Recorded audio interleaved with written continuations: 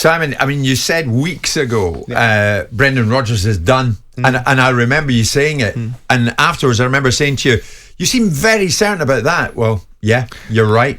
Yeah, I don't think we lost two managers. We know where they are. They're down the job of it, down the unemployment line, where probably both of them deserve to be. I think Brendan Rodgers, I think if I was reading the room, I think that's more to do with Brendan Rodgers saying he's had enough. I think that's not necessarily Leicester's owners putting the drawbridge up or dropping the guillotine on him. I think he's probably walked away himself. Graham Potter, well, look, I mean, I wrote an article about him 4 weeks ago in the Mail saying he's got 4 games. In the next 4 games, if they do not do something significant, I think he's going to be gone. Well, they did him on the 5th. On the 5th game against Aston Villa.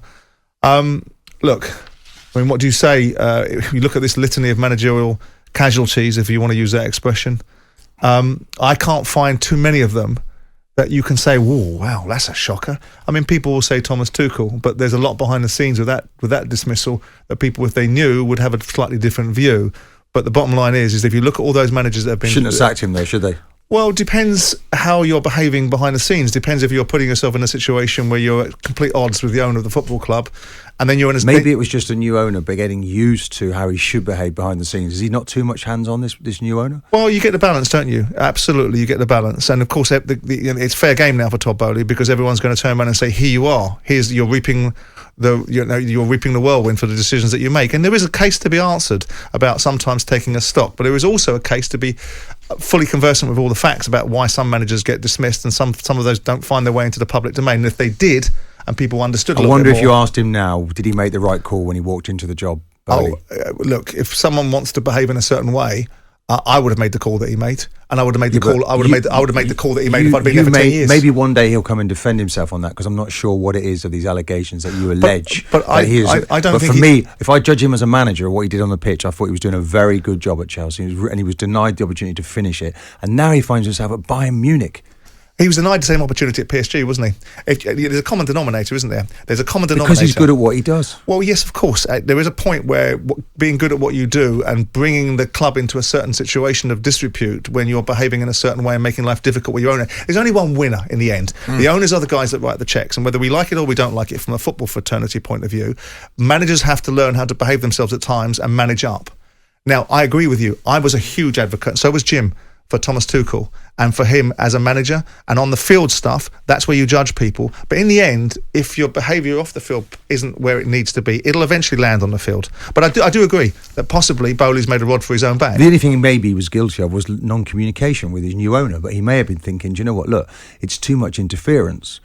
You've just bought a football club, spent a lot of money, that's fine, but I'm going to show you how you need to behave. So just going to go quiet on you and let me manage the football club. There's an alternative view, of course, which may be one that you concur with, is that if the person at the top of the business who you work for, not the other way around, wants to have a relationship with you on a certain level, then you're the employee, you may well be the manager, and you may well be the person that has the authority on the pitch with the players, but you don't have the authority when it comes to the guy that runs a football club. And maybe there needs to be just a little bit more balance and respect between who actually works for who. And I think that's right, Simon. And I think that's where there's a difference between the Tuchel departure and the Potter departure, to be honest, Martin. Because 42 days ago, and I said this to Laura moments ago, the top of the house at Chelsea texted me to say Graham Potter is thoughtful, creative and the right coach for our rebuild. And then that changed to yesterday. He's always conducted himself with professionalism and integrity, and we're all disappointed at the outcome. So the language has changed, Simon. Tuchel went a totally different way, didn't he? Yeah. Potter is gone, but there's still a fair bit of warmth between the ownership and Potter. But anyway, it doesn't matter. Both of them went down the same exit door. They did, and I look, this was just a short period of time. It feels now that people are going to say he was out as his depth. People are going to say, well, I mean, we've had a row here about whether or not he was actually on board with the signings. I honestly felt he couldn't be, the amount of players that were coming through the door that quickly. I mean, I don't know long term how this is going to affect them with financial fair play. You can't just keep spend. These players are on 8-year deals. But the flip side of that is that he wasn't on board for the first 300 million quid because he wasn't there. to suggest that he wasn't on board for the second 300 million quid when he's in situ as the manager, I think beggars belief. Whether he wanted to go to those numbers, whether he thought that Chelsea should pay £105 million for the Argentinian is a different discussion. But I would find it slightly conflicting to suggest that he wasn't involved in the discussions and also keen to have the players that were brought in the January window, because that's the window where he's getting his players.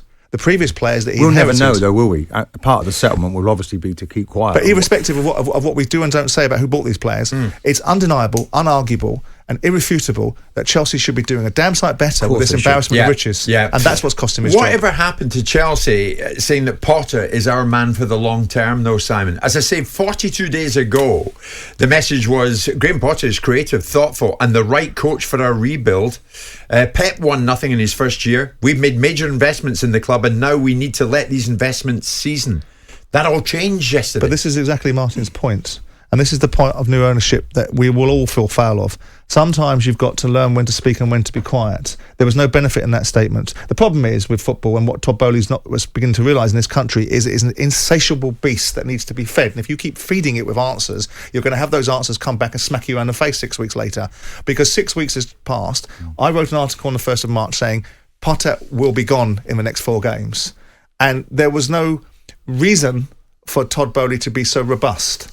Now, but the problem for Todd Bowley is if he's not robust, then people are going to get in between the cracks and go, oh, that didn't sound particularly robust. Oh, hang on a second. And I do believe he wanted to defy conventional wisdom. He wanted to countermand the orthodoxy of Chelsea, which is if it doesn't go right, he's gone. And everybody knew that Potter from the outset was going to struggle. It was a strange appointment from the outset just because it looked like Todd Bowley looked like he got a progressive coach. Chelsea aren't a progressive football club. They're an instantaneous hit. Yeah. Or there's a problem. Usually take managers on the CV with lots of trophies, apart from Frank coming in. Obviously, he was one of their favourites from yesteryear. But, I mean, when you look, Jim, you start to look at the last 2 home games, Everton draw, and then 2-0 against Villa. It's simply not good enough. And the changes he seems to make, and the change to personnel, the change to formations. You know, did you see it coming, man? Did you see him get I'm sacked? looking at Cucurella playing in central defence at the weekend, and he's going for... For me, I feel you can't do that, Jim. You can't play 2 fullbacks. But that's the players, isn't it? Screwing it up on the pitch. It is, but don't you keep it simple? Keep it simple, and the pitches remain the same. You keep changing. Yeah, but Potter's sitting there. He doesn't want them to behave like that in the pitch, and they did. He can't legislate. He can't win the game for them. They've got to go out there and win the game. They lost the game for him. I know, but he has a tendency as a manager to make copious amounts of changes, doesn't he, to his formation and to the 11 that start the game. He's always tinkering, and I think that's very difficult. You just need to be solid. He went back to a back 3. It looked like he'd turned a corner, and then they started to slip again, Jim. And then they've just lost patience. But do you think he deserved to be sacked? I think he had to go in the end because their results were just shocking. Jim, it's a results business.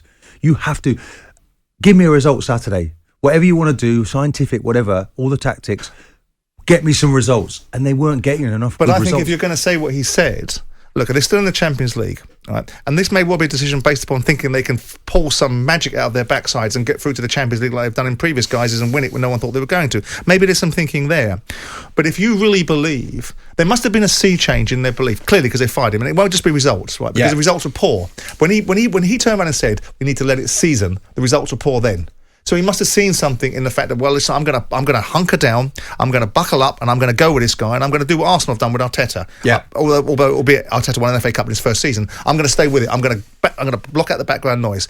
He must have now been looking at Potter going, hang on a second, the lights have gone out. Yeah. Whatever lights I thought I saw are no longer there now. Something's triggered it. Something's triggered it. Because they weren't bad against Villa. They battered Aston Villa. But the quality of players that they've got, it becomes then embarrassing when you can't win with them. Yeah. They can't score goals, Martin. They had 30 shots on goal against Aston Villa. Aston Villa had 2. So when you're buying a player, you've got all this money. Why are you not buying a striker then when you need one most of all? It's unfathomable, isn't it? For all of us sitting across this table, for the whole football fraternity, it is almost beggars belief. Of course. But it doesn't excuse the fact that Man City didn't have a centre forward and they scored hatloads of goals last year. Yeah. So why can't Havertz score some more goals? Why can't Sterling chip in with some more goals when he's fit? Why can't the players that are perfectly capable of scoring goals on his side score some goals? It's as if someone's told Thomas Bowley, the line kicker is the most important player, or the least most important player in the NFL, isn't he? Just sits on the sideline wheeled in. Does he think the centre forward is the same? No, he's the most important player. But hang on, someone's got to be... he's not the football nous. He's not trawling through Rothman's guide of football players going, I'll buy him. Someone in that football fraternity, the football mafia, which is either the director of football or the coach himself saying, excuse me, Mr. Owner, I think you're missing a trick here. I need a bleeding centre forward. You'd think someone would say that to him, wouldn't you? Yeah, of course. Well, and by God, it stands out a mile that they do. And then you assume the person who's making those decisions, well, they've got he's very just little employed. Very little time to turn it around, Martin, because tomorrow night, 8 o'clock, it's Chelsea-Liverpool, and that's a talkSPORT exclusive. Jim White and Simon Jordan. Monday to Friday mornings from 10 on AM, on DAB, via the talkSPORT app and on your smart speaker. talkSPORT.